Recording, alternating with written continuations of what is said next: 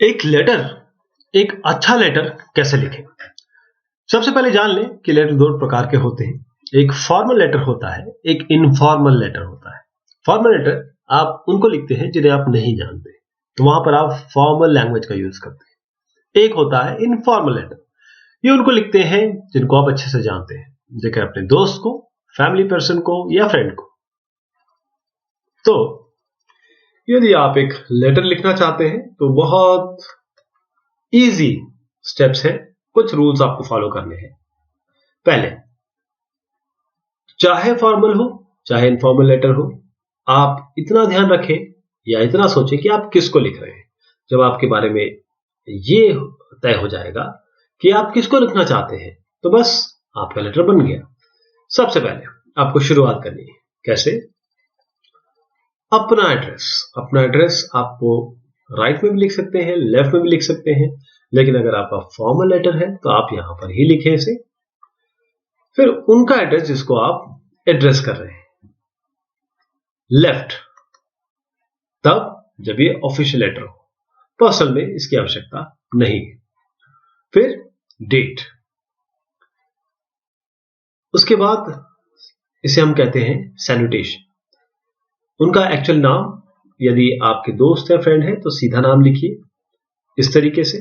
यदि आप जानते हैं कि ये एक लेडी है, मैरिड अनमैरिड आपको नहीं पता, तो आप MS कर दीजिए, मिस बोलते हैं इसे। अगर ये मैरिड है तो आप मिसेस कर दीजिए, और अनमैरिड है तो मिस कर सकते हैं, जैसे यहाँ मिस पीटर्स लिखा हुआ है।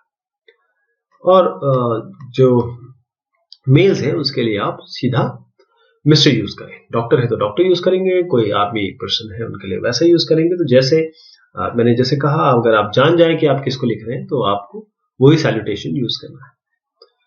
फिर इंडेंट करें पहला वर्ड मैडम के अंदर में या सर के अंदर में। कैसे? इंडेंटेशन मतलब ये होता है कि आप जब यहां, जैसे मान लीजिए ये है, इसके नीचे लिखेंगे तो यहाँ इंडेंटेशन, ये जगह छोड़ेंगे, इसे हम इंडेंटेशन कहते हैं। पहला पैराग्राफ क्यों लिख रहे हैं आप, शुरुआत कैसे करेंगे? I am writing to you, और I am writing to you because, मैं आपको इसलिए लिख रहा हूं चूंकि, इसका कारण ये है, ये आपको लिखना है। सबसे पहले आप अपने आप के बारे में बताएं। यदि आप जिसको आप जानते हैं उसको क्या बताएंगे आप अपने बारे में, वो बताएंगे जो आपको बातें करनी है। लेकिन अगर एक फॉर्मल लेटर है तो आपको उनको अपना इंट्रोडक्शन देना पड़ेगा। हमेशा पोलाइट रहें, जैसे I hope you don't mind me writing to you but I had to tell you that. यानी कि वुड, प्लीज, वुड लाइक, ये आप जरूर यूज करें।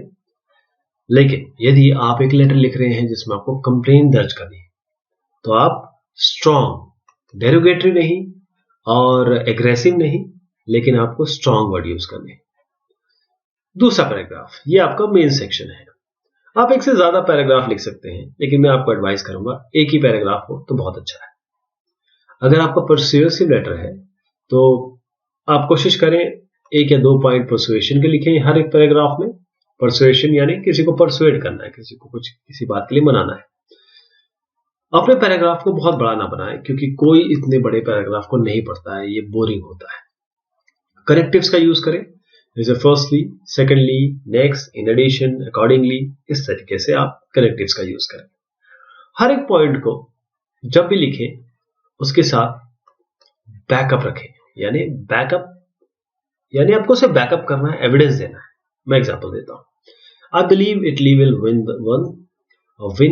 द वर्ल्ड कप बिकॉज, तो विन अगर होगा, जीतेगा, तो आप उसके बारे में बता रहे हैं क्योंकि they have extreme talent and they have greater fitness. दूसरा पैराग्राफ अब आता है। यदि आप दूसरा पैराग्राफ लिखते हैं, यहां पर आप अपना ओपिनियन दीजिए कि आई फर्मली बिलीव।